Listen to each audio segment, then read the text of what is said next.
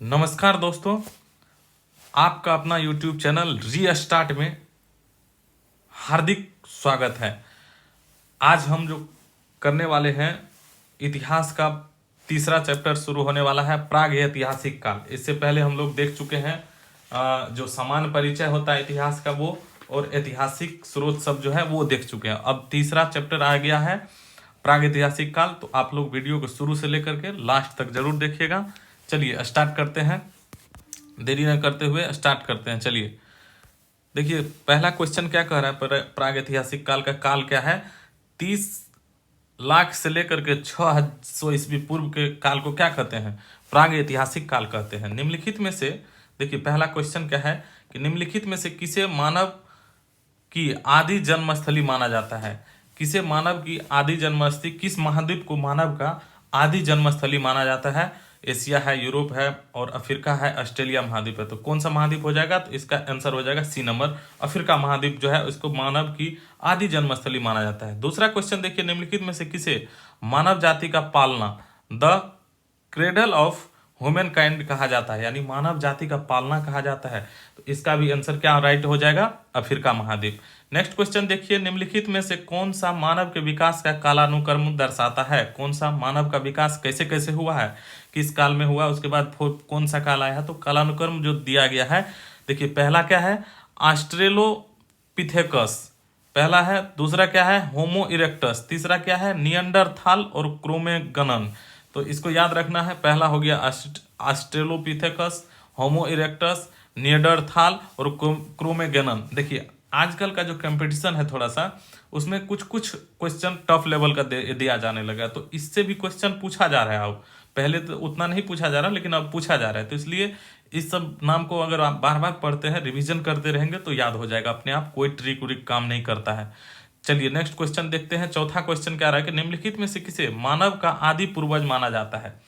तो अब मानव का आदि पूर्वज किसे माना जाता है? मानव का जो आदि पूर्वज है वह पहले क्या है? ऑस्ट्रेलोपिथेकस। तो उसी को क्या मानते हैं? ऑस्ट्रेलोपिथेकस को ही मानव का आदि पूर्वज मानते हैं। नेक्स्ट क्वेश्चन देखिए, निम्न में से किसे मानव माता यानी मदर ऑफ मैन कहा जाता है? मदर ऑफ मैन के रूप में किसे जाना जाता है? लूसी को जाना जाता है मदर ऑफ मैन के रूप में। चलिए नेक्स्ट क्वेश्चन की ओर देखते हैं। सबसे पहले मानव सदृश प्राणी जो प्रज्ञा मानव यानी होमोसेपियंस से प्रजातीय रूप से भिन्न था, उसे समानतः जाना जाता है। सबसे पहले मानव सदृश प्राणी जो प्रज्ञा मानव से प्रजातीय रूप से भिन्न था, उसे समानतः जाना जाता है। किस रूप में जाना जाता है? तो इसका जो आंसर हो जाएगा आपको बी नंबर हो जाएगा, पिथेकैंथ्रोपस के रूप में जाना जाता है। उसे पिथेकैंथ्रोपस के रूप में देखिए पिथेकैंथ्रोपस के रूप में जाना जाता था। भारत के नेक्स्ट क्वेश्चन देखिए, भारत के किस क्षेत्र में से सर्वप्रथम मनुष्य संबंधित पुरातात्विक प्रमाण मिले हैं? तो भारत के जो क्षेत्र है वह बताना है, किस क्षेत्र से जो है ना सर्वप्रथम मनुष्य संबंधित पुरातात्विक प्रमाण खुदाई के बाद मिले हैं पुरातात्विक प्रमाण के मनुष्य का होने का प्रमाण। तो ये इसका आंसर क्या हो जाएगा? नर्मदा घाटी। कहां से मिला है? नर्मदा घाटी से मिला है। नेक्स्ट क्वेश्चन देखिए कि होमो इरेक्टस एक कपाल निम्न में से किस स्थल से प्राप्त हुआ है? होमो इरेक्टस का एक कपाल जो कि किस स्थान से प्राप्त हुआ है? तो नर्मदा घाटी में ही हथनोरा जगह है, वहां से प्राप्त हुआ है। उसके बाद नेक्स्ट क्वेश्चन देखिए, निम्नलिखित में से किसे प्राचीनतम द्विपद मानव कहा जाता है? प्राचीनतम द्विपद मानव के रूप में किसे जाना जाता है? तो ये इसका भी आंसर क्या हो जाएगा? पिथेकैंथ्रोपस। पिथेकैंथ्रोपस। निम्नलिखित में से किसे आग की खोज करने का श्रेय दिया जाता है? आग की खोज करने का श्रेय किसे दिया जाता है? तो इसका जो आंसर हो जाएगा आग की खोज करने का श्रेय तो होमो इरेक्टस। कौन हो जाएगा? होमो इरेक्टस को जो है ना आग की खोज करने का श्रेय दिया जाता है। नेक्स्ट क्वेश्चन देखिए, 11 नंबर का क्या है? निम्नलिखित में से किसे मृतकों का अंतिम संस्कार करने वाला प्रथम मानव माना जाता है? मृतकों का जो है अंतिम संस्कार, कौन ऐसा जो है काल था जिस टाइम में जो है ना मृतकों का अंतिम संस्कार करने वाला माना जाता है? तो 11 का जो आंसर हो जाएगा वह नियंडरथाल हो जाएगा। क्या हो जाएगा? नियंडरथाल। उस टाइम से क्या हो गया? अंतिम संस्कार मानव का होने लगा। आधुनिक मानव के हाल का पूर्वज है। आधुनिक मानव के हाल का पूर्वज जावा मनुष्य, पेंगिंग मनुष्य या नियंडरथाल मनुष्य या क्रो-मैग्नन? तो आधुनिक मानव के हाल का पूर्वज मनुष्य कैसा है? क्रो-मैग्नन मनुष्य हो जाएगा। देखिए बीपीएससी में पूछा गया क्वेश्चन सब है। निम्न में से नेक्स्ट क्वेश्चन देखिए, निम्न में से कौन सा नवीनतम समझा जाता है? कौन सा नवीनतम समझा जाता है तो नवीनतम क्या हो जाएगा? क्रो-मैग्नन। क्रो-मैग्नन मानव क्या होता है? नवीनतम समझा जाता है क्रो-मैग्नन मानव को।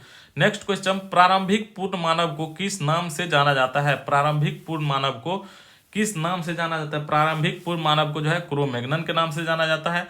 आधुनिक मानव को वैज्ञानिक के भाषा में क्या कहते हैं? तो होमोसेपियंस लिन कहा जाता है, आधुनिक मानव को होमोसेपियंस हो जाएगा।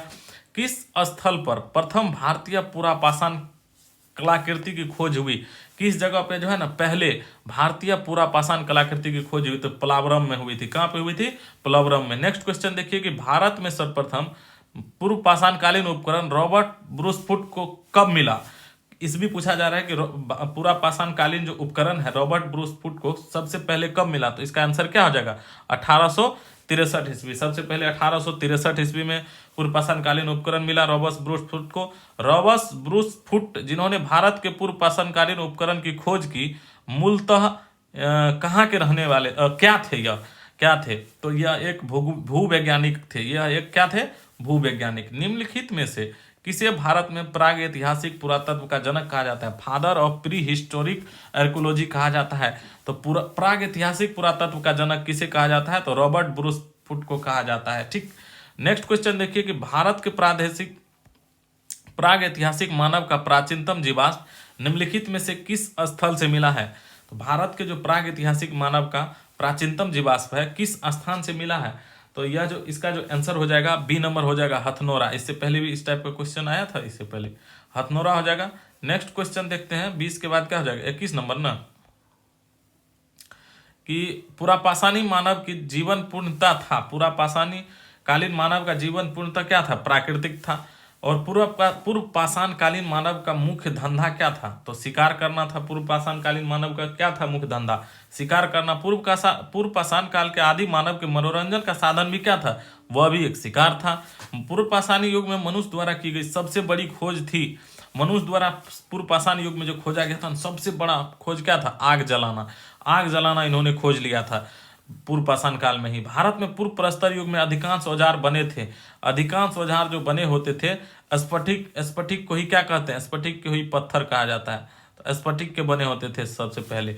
सोहन संस्कृति किस संस्कृति का दूसरा नाम है? सोहन संस्कृति जो है वह किस संस्कृति का दूसरा नाम जाना जाता है सोहन संस्कृति को? तो ये हो जाएगा पूरा पाषाण संस्कृति को क्या कहते हैं? सोहन संस्कृति कहा करते हैं। चलिए नेक्स्ट क्वेश्चन देखते हैं 27 नंबर। 27 नंबर क्या कह रहा है?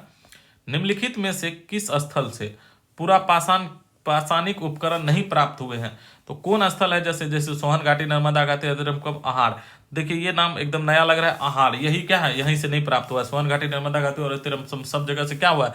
पूरा पाषाणिक उपकरण कुछ न कुछ प्राप्त हुआ है। निम्नलिखित में से कहाँ से पूरा पाषाणिक अवशेष मिले हैं? किस जगह से पूरा पाषाणिक अवशेष मिले हैं? पंजाब है, कोलकाता, लखनऊ, बेल्लारी। तो ये सब तो नहीं होगा, इसका आंसर क्या हो जाएगा? पंजाब हो जाएगा। सिहावल का पुरा स्थल। सिहावल एक पुरा स्थल है। सिहावल जो एक पुरा स्थल है वह कहाँ का पुरा स्थल है? सिहावल आपको पूर्व पाषाण संस्कृति का, निम्न पूर्व पाषाण काल का सांस्कृतिक स्थल है सिहावल। निम्न पूर्व पाषाण काल के मानव के बारे में कौन सा तथ्य सही है? वह कोर लघु उपकरणों का प्रयोग करता था, वह लघु पाषाण उपकरणों का प्रयोग करता था, वह पशुपालक था, या वह पॉलिशदार कुल्हाड़ियों का प्रयोग करता था?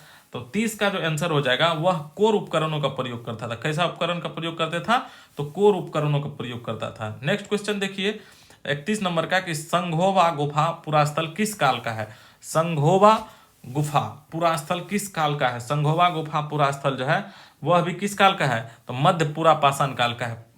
ये जो पूरा पूर्व पाषाण काल, उसके बाद है मध्य पूरा पाषाण काल, उसके बाद फिर नव पाषाण काल आ जाता है। तो बीच वाला काल जो है उसी में संघोवा गुफा पुरास्थल मिला है। निम्नलिखित में से कौन सा एक औजार पूरा पाषाण संस्कृति से संबंधित नहीं है? तो देखिए कुल्हाड़ी था, गडासा यह भी देखने को मिलता है, बिदारनी। ये तीनों का चर्चा है और किस चीज का चर्चा नहीं है? संबंधित नहीं है। ये बात आप लोग बहुत गौर से देखिएगा एग्जाम में। अक्सर इसमें हम लोग गलती कर देते हैं, बहुत सारे विद्यार्थी गलती करते हैं। हमको भी एक बार एग्जाम में गलती हुआ है, तो आप लोग ध्यान रखिएगा इस चीज को बड़ी गौर से, क्वेश्चन को बड़ी गौर से पढ़ना है। 32 नंबर का देखिए, इसका क्या हो जाएगा? सेल्ट हो जाएगा। उच्च पुरापाषाण योगिन हड्डी की बनी मातृ देवी की प्रतिमा कहाँ से प्राप्त हुई है? नर्मदा घाटी मध्य प्रदेश, सोन घाटी मध्य प्रदेश, बेलन घाटी उत्तर प्रदेश, या गोदावरी घाटी महाराष्ट्र? तो देखिए मातृ देवी की प्रतिमा, मातृ क्या चीज चलाती है? बेलन। तो याद रखिएगा बेलन घाटी। बेलन घाटी कहाँ है? उत्तर प्रदेश में है, तो इसको याद रखिएगा। नेक्स्ट क्वेश्चन देखिए कि निम्न में से किसे फलक संस्कृति यानी ब्लेड कल्चर कहा जाता है? फलक संस्कृति किसे कहा जाता है? हड़प्पा या उच्च पुरापाषाणी या मध्य पुरापाषाणी या निम्न पुरापाषाणी? तो ये जो फलक संस्कृति है, फलक संस्कृति किसे कहा जाता है? तो उच्च पुरापाषाणकालीन संस्कृति को क्या कहते हैं?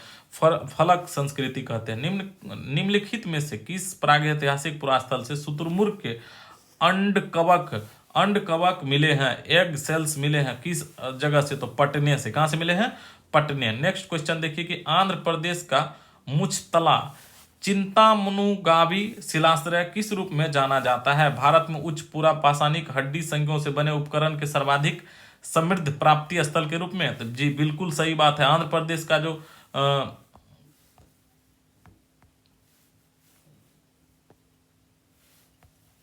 प्रदेश का जो आपको मुचतला चिंतामनुगावी शिलाश्रय है, वह जाना जाता है उच्च पुरापाषाणिक हड्डी सिंगों से बने उपकरणों के सर्वाधिक समृद्धि के लिए जाना जाता है। नेक्स्ट क्वेश्चन देखिए 37 नंबर क्या कह रहा है कि निम्नलिखित नीचे दी गई संस्कृतियों का सही कालानुक्रम कौन सा है? संस्कृति का सही कालानुक्रम दर्शाना है। एबेविलियन पहले होगा, फिर हो जाएगा एसेल्युयन, फिर हो जाएगा मुस्तुरियन और उसके बाद हो जाएगा मैगडेलियन।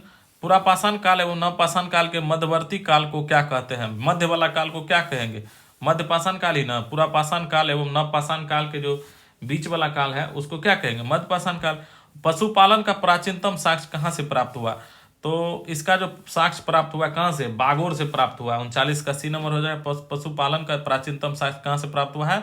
तो ये हो जाएगा बागोर से। और निम्नलिखित में से किस काल में मैक्रोलिथ का उपयोग होता था?